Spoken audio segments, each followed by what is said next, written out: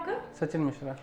सचिन कितनी एज होगी लगभग आपकी? मैं 31। 31। सचिन थोड़ा सा हमारे सुनने वाले दर्शकों को आप डिस्क्राइब बताइए डिटेल में कि आपको क्या तकलीफ थी, कब से थी, जिसके लिए आपने यहाँ पर ट्रीटमेंट करवाया है?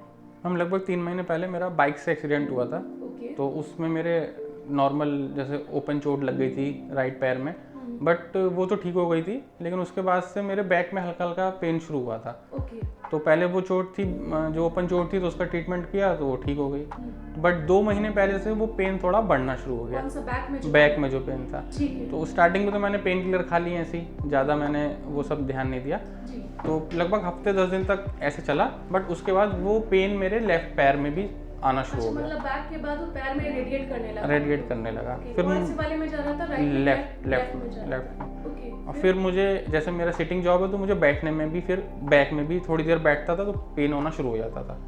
तो फिर मैं धीरे धीरे अपने होम टाउन आया, वहाँ पे मैंने एलोपैथिक डॉक्टर्स को दिखाया। उन्होंने मुझे डिस्क स्लिप की प्रॉब्लम बताई कि आपको डिस्क स्लिप है।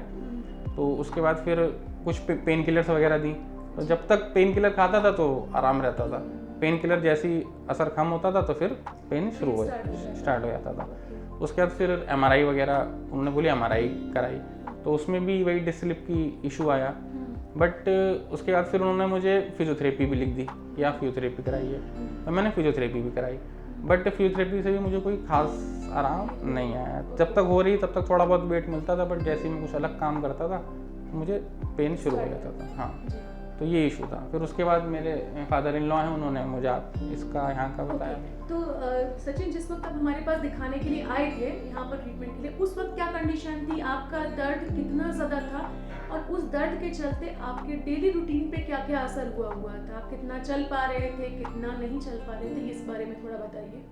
मैम उस समय तो पेन ज़्यादा था मुझे, और चल तो मैं बहुत ही कम रहा था, हल्का फुल्का। कितनी देर खड़े रह पाते थे या कितनी देर आप चल पाते थे? कुछ एक अंदाजा आप बताइए। मैम ऐसे ही बस 10-15 मिनट ही खड़ा होता था मैं। मतलब खड़ा होता नहीं था मैं ज़्यादा। डॉक्टर ने मना करा मुझे, एक्चुअली डॉक्टर ने, जो एलोपैथिक डॉक्टर्स थे, उन्होंने बेड रेस्ट ही बोल रखा था। नहीं, जैसे अगर मान लीजिए आप थोड़ा सा खड़ा होना भी चाहें तो कितनी देर के लिए आपका स्टेमिना हो पा रहा था कि खड़े होकर लगभग 10-15 मिनट में। उससे ज़्यादा नहीं होता? हाँ, फिर पेन हो जाता था। पेन आने लगता था 10-15 मिनट खड़े होने के बाद ही पेन आने लगता था? हाँ। ओके। तो सचिन, जब आपने हमारे यहाँ पंचकर्मा न्यूरोथेरेपी का ट्रीटमेंट स्टार्ट कराया तो लगभग कितने दिन के ट्रीटमेंट के बाद आपको आराम होने लगा था, और अब क्या स्थिति है आपकी? मैम वैसे तो थोड़ा थोड़ा आराम तो मुझे जब से थेरेपी स्टार्ट हो गई थी, मतलब 5-6 दिन के बाद से आने लग गया, हल्का हल्का आराम आया था। जी। बट ये है कि जब 15 दिन का जैसे आपका वो चलता है, तो उसके बाद से मुझे थोड़ा रिलीफ आने लगा था। अब क्या स्थिति है दर्द की? जो आपने बताया था कि आप 10-15 मिनट भी खड़े नहीं हो पाते थे, चल नहीं पाते थे, अब क्या स्थिति है दर्द की आपकी? नहीं, अब तो मैम ठीक है। अब तो मैं चलता भी हूँ, मतलब लगभग 1-2-2.5 किलोमीटर की वॉक में जैसे ऑफिस में, हाँ, करता हूँ। और उसके बाद बैठ भी लेता हूँ मैं। बस ये है कि मैं हर बैठने के बाद, हर घंटे बाद उठ जाता हूँ, जैसे आपने मुझे सजेस्ट किया है। लेकिन बाकी आप बैठ लेने पे कोई तकलीफ तो नहीं आ रही है आपको? नहीं, हल्का फुल्का होता है, बट ऐसा कोई खास नहीं। कंफर्टेबल है? हाँ। अच्छा, कोई पेन किलर वगैरह तो नहीं लेने पड़ रहे हैं? नहीं। तो सचिन, क्या फील कर रहे हैं? जैसे पिछले कुछ महीनों से तकलीफ थी, हर ट्रीटमेंट लेके आप निराश हो चुके थे कि नहीं होगा, तो अभी क्या फील? नहीं, अब तो काफ़ी बेटर है। मैं जॉब पे भी बहुत टाइम से नहीं गया, वर्क फ्रॉम होम चल रहा था मेरा। अब तो मैं ऑफिस में जॉब कर रहा हूँ। तो सेटिस्फाइड है ट्रीटमेंट को लेके? हाँ। सो आपकी तरीके के